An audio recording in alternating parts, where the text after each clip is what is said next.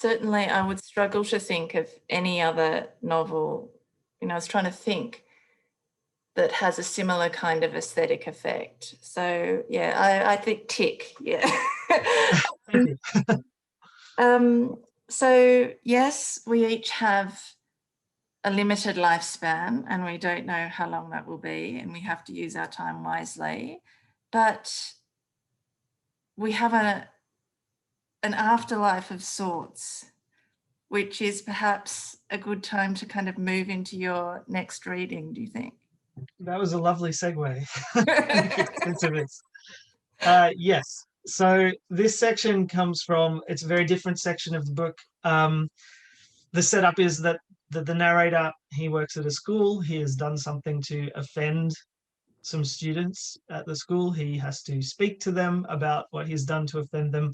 And in the course of that, he meets a student who connects him with an actual artifact from a real man, Enrico Fermi, who I think is really underknown. And Fermi was one of the most incredible figures of the 20th century. He's essentially the man who developed the atomic bomb, among other things, the calculations that went into the Manhattan Project. He was the mathematical brains behind it. But he was an Italian man, he was married to an Italian woman, but she was Jewish and their children were Jewish. And as the anti-Semitic laws in Italy came into effect in the 30s, they fled. And their opportunity to flee was that he was invited to Stockholm to win the Nobel Prize. This was before he did anything on the bomb, Nobel Prize for physics. So they fled, and then they fled to America. So this is a section where one of the students tells the narrator about this man and about a real thing, that kind of calculations that this man, Enrico Fermi, is now known for. Enrico Fermi, in my mind, sat in silence on the snowbound train and watched his reflection grow almost solid as the darkness deepened beyond the window. In Göttingen, Jakob had told me Fermi had made his reputation thanks to an intellectual party trick. He had an uncanny ability to derive orders of magnitude from minimal data and inferential calculations. He perfected it throughout his life, much to the awe of others, running the maths in his mind to demonstrate astonishing things. The approximate number of piano tuners in a city the size of Chicago, the approximate volume of all the pebbles on the bed of Lake Michigan. And famously, this fact: anytime anyone draws a single breath anywhere on the planet, there's a probability of 99% that they'll inhale at least one molecule of the air expelled by Julius Caesar in his final gasp, as the conspirators closed in and Brutus brandished his blade. Jakob tried to gauge my response with wide-eyed enthusiasm. Did you know this? Sounds pretty fanciful. It does, yes, but the numbers don't lie. My grasp on the numbers was infantile. One man, one breath, recycled through the millennia, revived, reinvigorated, even now, even today, in billions of other bodies. That's as much as I could hold in my head. Actually, said Jakob, the mathematics is quite simple. You begin with the lung capacity of an average adult male. From that, you calculate the number of molecules he would inhale. Easy. Then you calculate how long it would take for those molecules exhaled to return to the atmosphere with an even distribution. Without a sense of the actual figures, I worried I'd be lost. If the atmosphere contains X molecules of air, he said, and of these a given man exhaled Y molecules, then the probability that I will inhale... No, I said, sorry, just wait.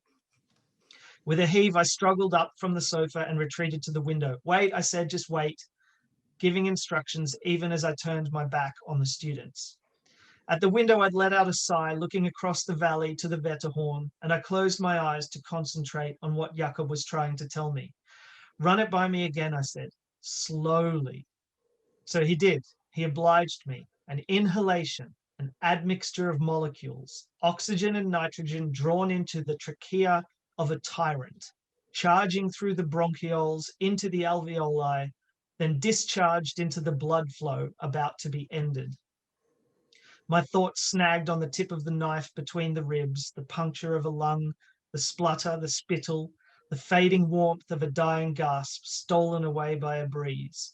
My thoughts swept up that breath on the phone, buffeting its elements across the Tuscan hills and over the sprawl of the Padan plain and up into Ticino, through the warren of the passes, to fall upon the sides of the mountains I could see when I opened my eyes again. When I turned from the view of the valley to face the students again, to find them already watching me, my thoughts, I realized, had outrun my awareness and made the students appear to me as other than themselves. In them now, I saw something I'm sure Fermi meant for his words to reveal, to prompt his one-time friend and colleague to see. Gone were the people in that room, gone as well, their names, their expressions, all their surface features, leaving before me only miasma, a host of hazes as of chemical fumes, assuming vaguely human dimensions. What was this stuff, the stuff of their being? Volume without mass, matter without bonds or compounds, but instead something like sediment, like a granular residuum, churned up to drift and twirl through the vacuum spaces of organs and tissues and veins invisible to me. If there was any truth to Fermi's words, with our living breath we return life to Caesar, then I reasoned that truth had to hold up exponentially as well. Why stop one's thoughts at the breath of one man? In the course of a single day, we'd breathe in the breath of every person who ever lived and who had in their time inhaled the breaths of all who'd come before them. We'd also breathe in more of the stuff of life in molecules born on the air. Tears once shed would evaporate. Blood once spilled would coagulate. Flesh would decay and then dissipate. And so I saw just to be, to live and survive, to eat and drink, to breathe in, breathe out, would be constantly to take into one's body the particulate remnants of all the dead. It would be to accept them, to hold them, to expel them, and then accept others, to incorporate them, to carry them inside oneself.